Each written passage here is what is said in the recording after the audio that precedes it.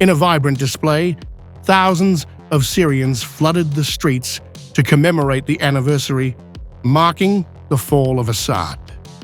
The year 2024 witnessed the conclusion of the Assad dynasty's 50-year oppressive rule, a saga that ended after 14 years of civil conflict, which resulted in approximately 500,000 fatalities, displacing millions and leaving the nation in ruins and deeply fractured. The fall of Assad caught even the insurgents who deposed him off guard. In late November 2024, factions in the northwest of the country, spearheaded by Hayat Tahrir al-Sham, a radical Islamist group led by Ahmad al-Sharaa, who has since assumed the role of interim president, initiated an assault on Aleppo, intending to reclaim the city from Assad's regime. To their astonishment, the Syrian military crumbled with minimal opposition, initially in Aleppo, followed by the strategic cities of Hama and Homs, thereby clearing the path to Damascus. Simultaneously, rebel factions in the southern regions of the country began to organize their advance toward the capital. On December 8, 2024, the rebels seized control of Damascus as Russian forces evacuated Assad, who now lives in exile in Moscow.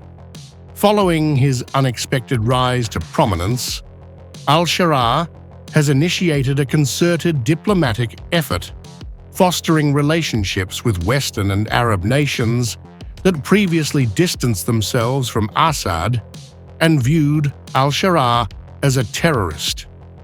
In a speech in Damascus, al-Sharaa described his vision of Syria as a strong country that belongs to its ancient past, looks forward to a promising future, and is restoring its natural position in its Arab, regional, and international environment.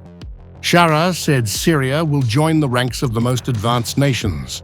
1 year after Assad took the Great Escape route, and with Sharaa now leading, Syria continues to stare at pressing challenges amid rapidly evolving geopolitical dynamics. Here's all you need to know.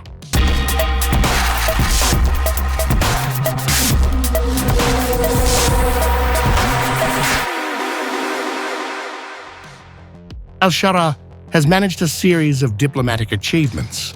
In November, he made history as the first Syrian president to visit Washington since Syria gained independence in 1946.